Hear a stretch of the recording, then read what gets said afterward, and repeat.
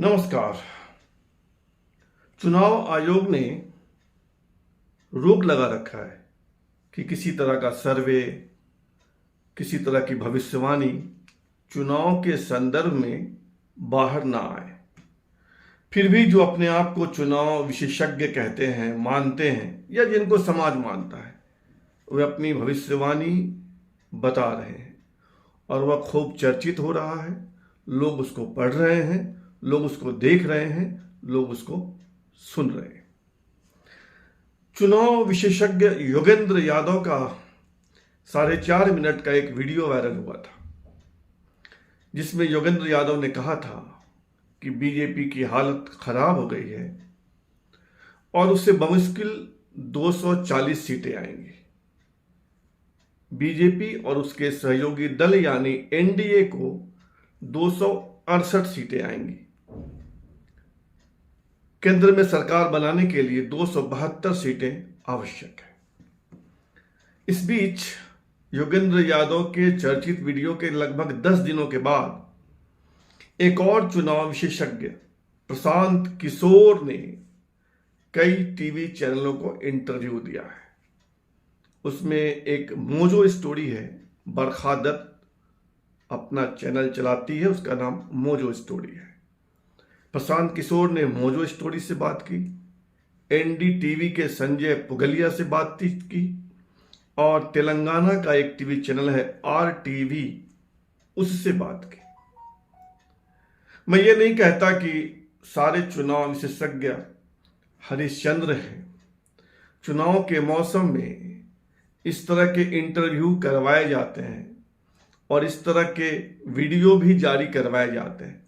फिर भी हम न योगेंद्र यादव की मंशा पर शक कर रहे हैं, न प्रशांत किशोर के इंटरव्यू पर उनकी मंशा पर। प्रशांत किशोर ने कहा है कि इस चुनाव में यानी 2000 के लोकसभा के चुनाव में एनडीए को फायदा होने जा रहा है। मैं मोटी मोटी बातें बता रहा हूं। हर चैनल पर उनके इंटरव्यू में कुछ कुछ अंतर है, कुछ कुछ सवाल है, लेकिन जो कॉमन बात है मैं आपसे वही शेयर कर रहा हूं।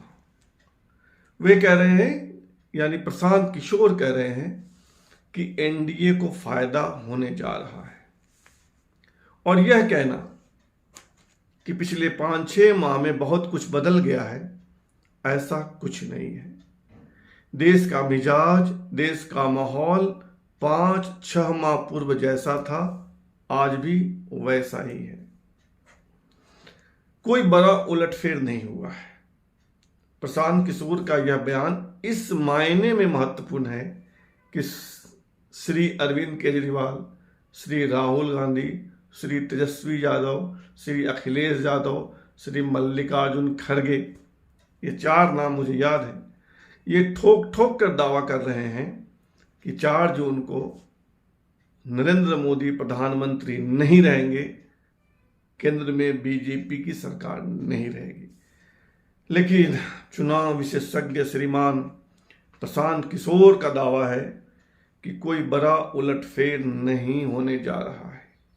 लेकिन लगे हाथ किंतु परंतु भी प्रशांत किशोर अपने इंटरव्यू में जोर देते हैं। वे कह रहे हैं कि इसलिए मजबूत है नरेंद्र मोदी या बीजेपी इसलिए मजबूत है क्योंकि विपक्ष कमजोर है। विपक्ष की कमजोरी या कमजोर विपक्ष होने के कारण बीजेपी या नरेंद्र मोदी मजबूत है। वे कह रहे हैं कि लगभग 40% वोट प्रशांत किशोर खुलेआम कहते हैं कि 20% वोट निकाल दीजिए जो मुसलमानों के हैं या दूसरे बीजेपी से नफरत करने वाले लोगों के हैं। बीजेपी को जो भी वोट मिलता है इस बचे हुए 80% में से मिलता है और वह वोट मूलतः हिंदुओं का है और उस 80 में से लगभग आधा वोट बीजेपी को मिल जाता है और यही बीजेपी की ताकत है।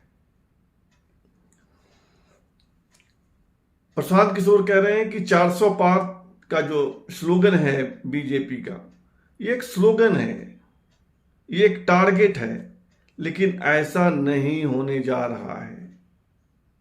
फिर भी बीजेपी और एनडीए के लोग अच्छी खासी संख्या में जीतेंगे। बार बार यह पूछा जाता है प्रशांत किशोर से कि संख्या बताइए, संख्या बताइए। तब प्रशांत किशोर कहते हैं कि जो भी होगा 300 के ऊपर ही रहेगा बीजेपी का आंकड़ा।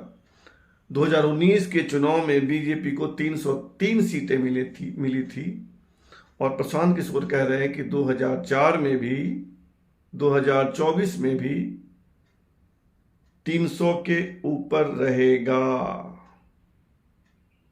एक सवाल किया जाता है उनसे तो कहते हैं कि जो लोग एनडीए या बीजेपी की हार की भविष्यवाणी कर रहे हैं वे गलत हैं। और इसी संदर्भ में प्रशांत किशोर योगेंद्र यादव की बिना नाम लिए आलोचना भी कर जाते हैं। तो इस देश के दो चुनाव विशेषज्ञ, दोनों की राय अलग अलग है। जो योगेंद्र यादव कह रहे हैं वह प्रशांत किशोर नहीं कह रहे हैं, लेकिन जो योगेंद्र यादव भी कह रहे हैं कि एनडीए को 268 सीटें आएंगी।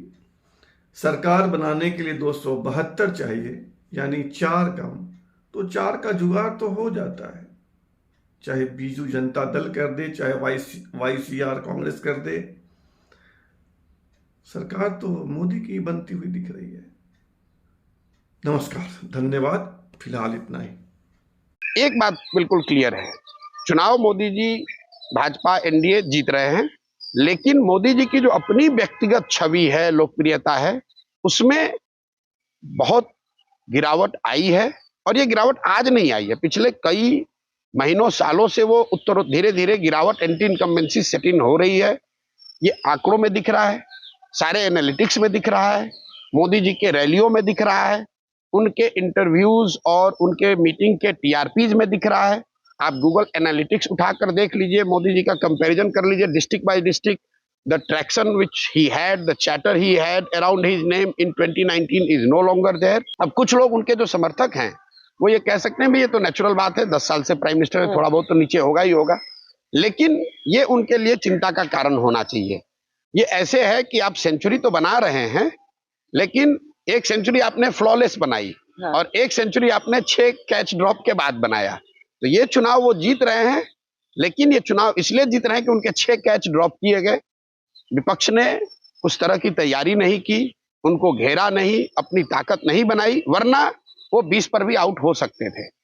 सेंचुरी तो फिर भी बनेगा, रिकॉर्ड बुक में तो ये लिखा जाएगा कि आपने सेंचुरी बनाई, लेकिन रिकॉर्ड बुक में ये भी लिखा जाएगा कि उस 100 रन बनाने में 6 बार आपका कैच विपक्ष ने छोड़ा।